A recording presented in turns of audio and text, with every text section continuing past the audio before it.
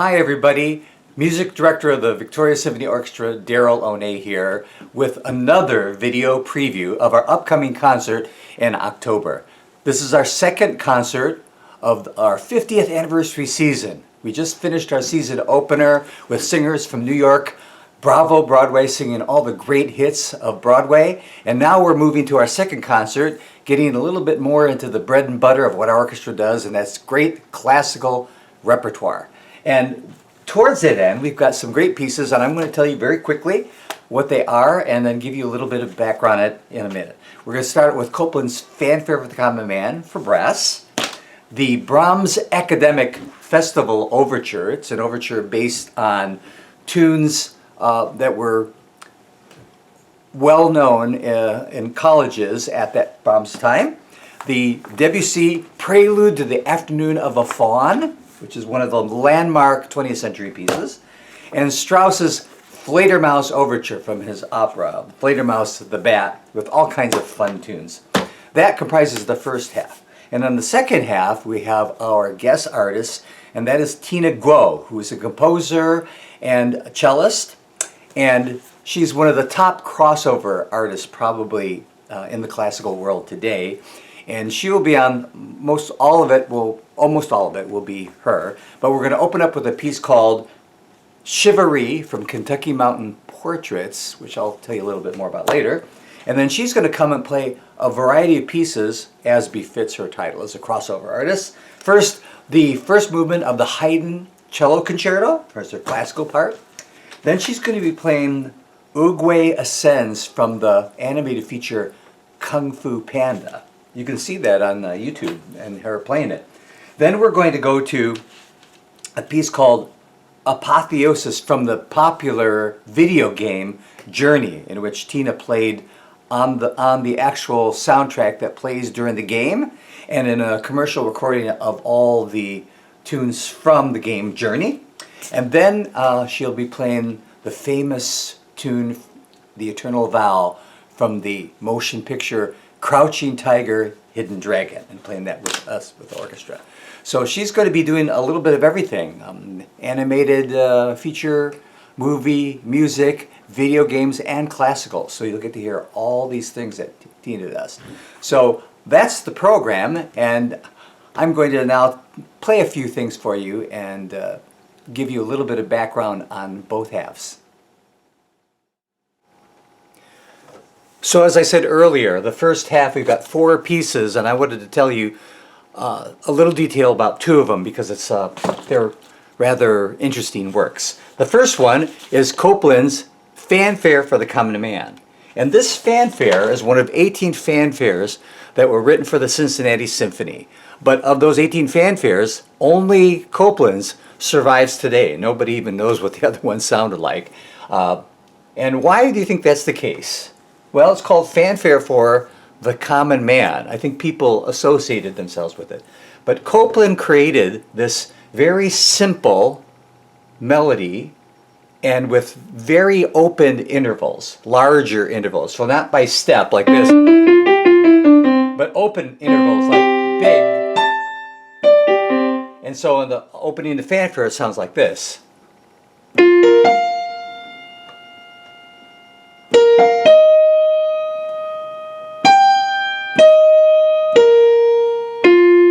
So the intervals are big, fourths and fifths. A fourth and a fifth.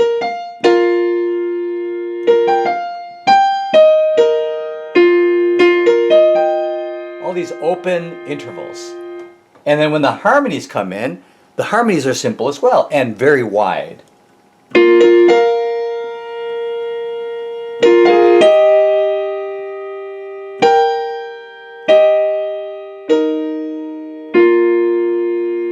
See, fifths, fifths.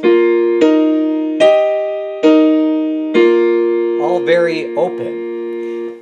And in creating that openness and this slow movement and associated with the common man, Copland created this style that he incorporated in many of his pieces that came to be accepted as the American sound. And when you hear movies that are about patriotic themes or about Americana, you hear the music being played imitates Copland in these open intervals. Maybe you'll hear a different trumpet tune going.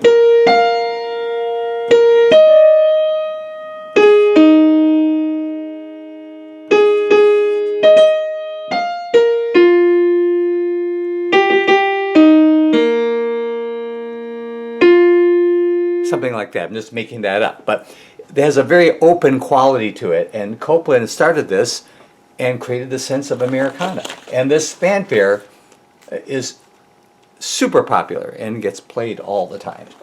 Another piece we're doing in the second half is Debussy's Prelude to the Afternoon of a Faun. And the reason why this piece is so landmark is because up to the Romantic period, all music followed certain rules, the rules of tonality. So when chords would be played, they always they have to follow each other. They always had to follow a certain set of rules of where each chord goes. And you didn't play certain chords after other chords. And you'd hear that, but you wouldn't hear this.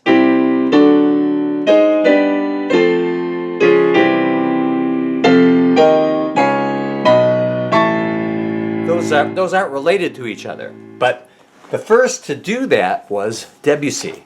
And at the very beginning, he obscures what his tonality is going to be. You don't hear it all set up really clearly at the very beginning like you would hear, say, like in Beethoven's Fifth. Then you hear that C minor. But in this, you have one flute going like this.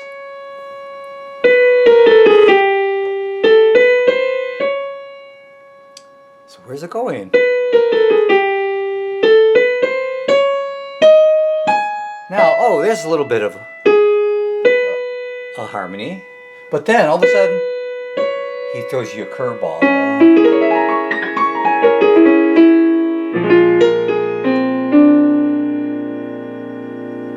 And that just shocked the audiences at that time. Coming from this, and then you get to this, and this chord, and back to that chord again. Unusual sounds, and that half diminished chord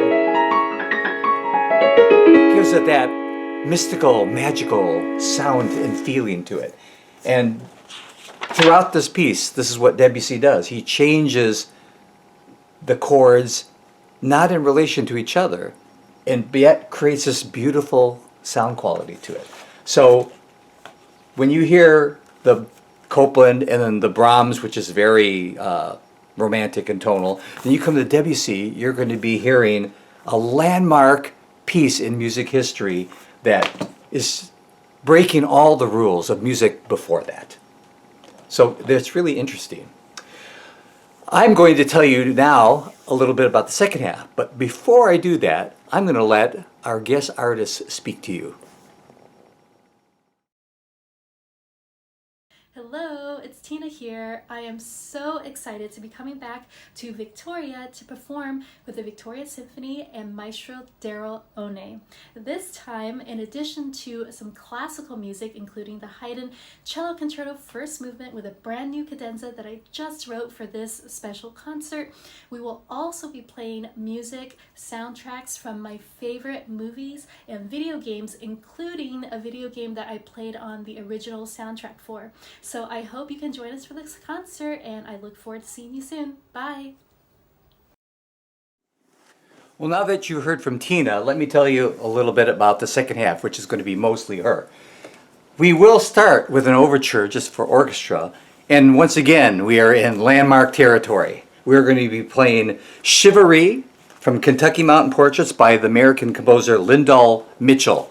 I discovered this through a very old recording, and as I looked into it, I found out that this piece hasn't been played since it's that recording and when it was written in 1949. We checked the parts, they're virgin parts, And so when I looked online for it, I can't find anything about this piece at all. There's no video of performances on YouTube. There's hardly any information even about Lyndall Mitchell as a composer. So I don't understand why, because it's a great concert opener. Fun, flashy, bright, American folksy in spirit and in melody. And I think you're going to love it, but I just wanted to let you know that you're going to be hearing this piece as one of the first people since 1949, 1950 that have heard it live. And when we video this performance and put it up on our YouTube channel, it'll be the only video performance of this work. And I think once you hear it, you're going to agree with me that it's a work that is fun and ought to be out there available to the public. So we're going to start off with that. Then we're going to be having Tina, and she's going to be playing 4 distinct areas as a crossover artist would do. First, starting with something classical, the Haydn Cello Concerto, first movement. And the first movement theme is one that I think everybody has heard before.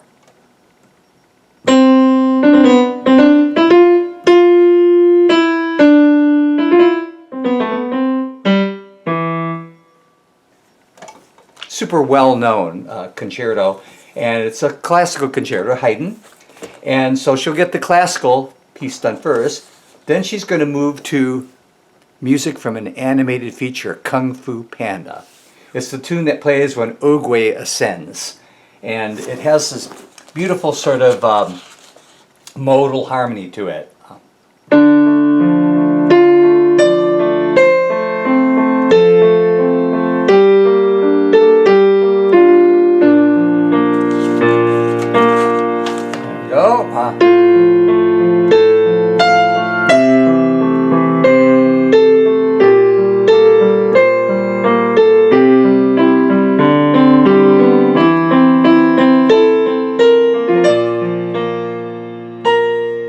Anyway, it's very modal and beautiful. She does a recording of this on YouTube, but there was no music for it. So I did an arrangement for her for it, and that's what we're going to be playing.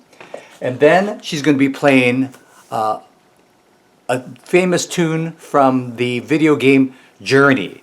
She recorded this on the soundtrack for the actual game and did a concert recording as well of the music from Journey. And we're going to be playing a piece called Apotheosis.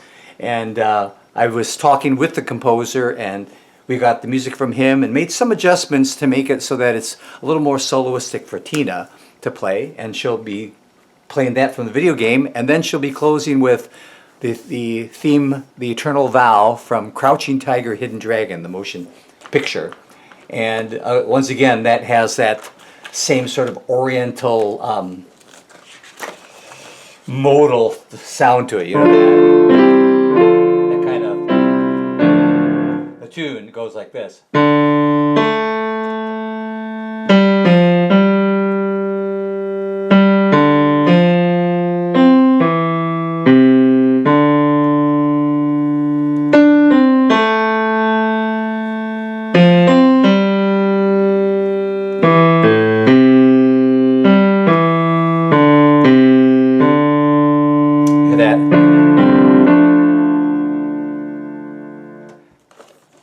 So she'll be playing that piece. It has an extended cadenza and returns back to the theme.